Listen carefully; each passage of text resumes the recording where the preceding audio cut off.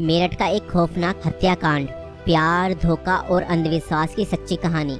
मेरठ उत्तर प्रदेश में 2025 में हुआ एक ऐसा हत्याकांड जिसने पूरे भारत को हिला कर रख दिया। ये कहानी प्रेम, विश्वासघात और अंधविश्वास के खतरनाक जाल में फंसे कुछ लोगों की है, जिसने एक निर्दोष व्यक्ति की जान ले ली। इस केस में प्रेमिका ने अपने प्रेमी के साथ मिलकर अपने पति को मौत के घाट उतार दिया और उसके शव को 15 टुकड़ों में काटकर एक ड्रम में भर दिया और उसके अंदर सीमेंट डाल दिया। मगर चलिए इस कहानी को शुरुआत से देखते हैं। 2016 में मेरठ निवासी सौरभ राजपूत की मुलाकात मुस्कान रस्तोगी से हुई। दोनों के बीच प्रेम हुआ और कुछ सालों बाद उन्होंने शादी कर ली। लेकिन यह शादी सौरभ के परिवार को पसंद नहीं आई, क्योंकि मुस्कान एक अलग जाति से थी। इसके बावजूद दोनों ने अपने रिश्ते को मजबूत बनाए रखा। सौरभ मर्चेंट नेवी में जॉब करते थे और लंदन में पोस्टेड थे। शादी के कुछ समय बाद सौरभ लंदन चले गए, जबकि मुस्कान अपनी बेटी के साथ मेरठ में रहने लगी। इस दौरान उनकी जिंदगी में एक तीसरा व्यक्ति साहिल शुक्ला आया, जो मुस्कान को पहले से ही जानता था। सौरभ के लंदन में रहने के कारण मुस्कान की नजदीकियां साहिल से बढ़ने लगी।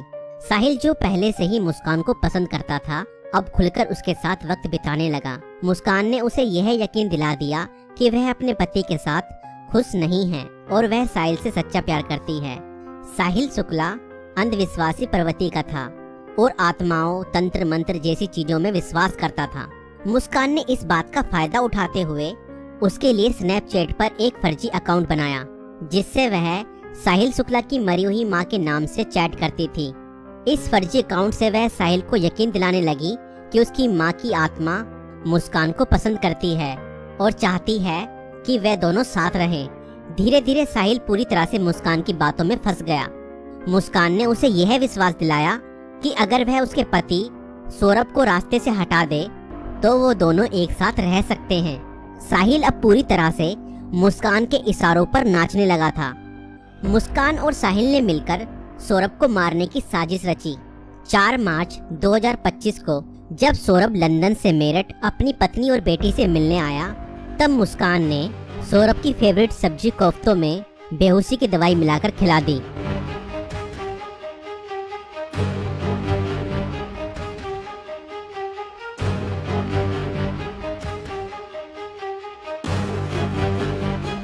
और जब सौरभ बेहोशी की हालत में बिस्तर पर पड़ा था, तब मुस्कान ने अपने दोस्त साहिल को बुला लिया और रसोई में जाकर वो बड़ा और धारदार चाकू ले आई, जो मुस्कान और साहिल ने पहले से ही प्लानिंग करके खरीदे हुए थे। और करीब 20 मिनट तक साहिल ने मुस्कान को बताया कि कैसे उसे अपने पति का वध करना है।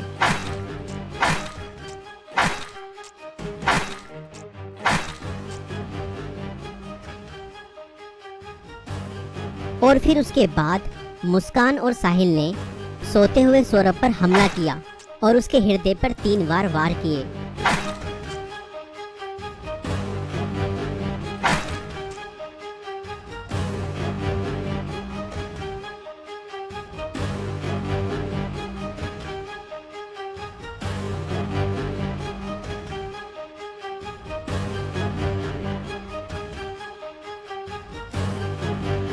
और घर में पड़े कूलर को भी ऑन कर दिया ताकि उसकी आवाज किसी को भी ना सुनाई दे।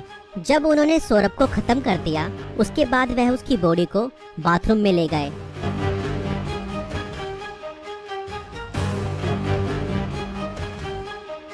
और उसके शरीर को 15 टुकड़ों में बांट दिया।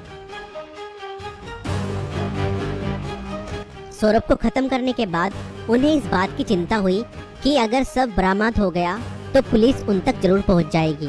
इसलिए उन्होंने सबको ठिकाने लगाने की योजना बनाई और मुस्कान बाजार जाकर एक प्लास्टिक का ड्रम खरीद लाई। और मुस्कान और साहिल ने सौरभ के शव के टुकड़ों को उस प्लास्टिक ड्रम में डाल दिया और ऊपर से सीमेंट भी डाल दिया ताकि उसकी बॉडी की स्मेल बाहर ना जाए। और उसके बाद उन्होंने उस ड्रम को घर के एक कोने में रख दिया। इसके बाद मुस्कान और साहिल ने सौरभ के मोबाइल फोन से उसके सोशल मीडिया अकाउंट को एक्टिव रखा। उन्होंने सौरभ के अकाउंट से हिमाचल प्रदेश की शिमला की तस्वीरें और स्टोरीज पोस्ट की ताकि लोगों को लगे कि वह घूमने गया है। उन्होंने उसकी फैमिली और दोस्तों को यह यकीन दिलाने की कोशिश की कि सौरभ जिंदा है और बाहर यात्रा कर रहा है। इस दौरान मुस्कान और साहिल खुद भी शिमला घूमने चले गए ताकि अगर कोई लोकेशन ट्रैक करे तो किसी को शक ना हो। लेकिन किसी भी अपराधी की तरह वह भी ज्यादा समय तक बच नहीं पाए। सौरभ के परिवार ने जब उससे संपर्क करने की कोशिश की और कोई जवाब नहीं मिला तो उन्हें शक हुआ। परिवार ने मेरठ पुलिस में गुमशुदा की रिपोर्ट दर्ज कराई।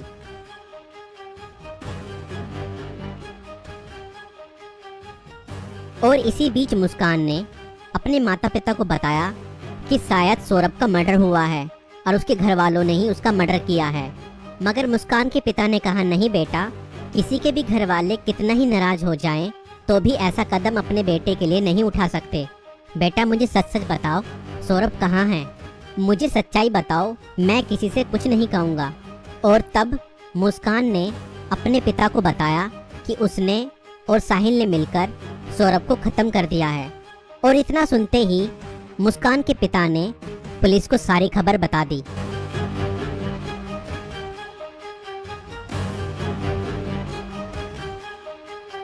और पुलिस ने तुरंत मुस्कान और साहिल को गिरफ्तार किया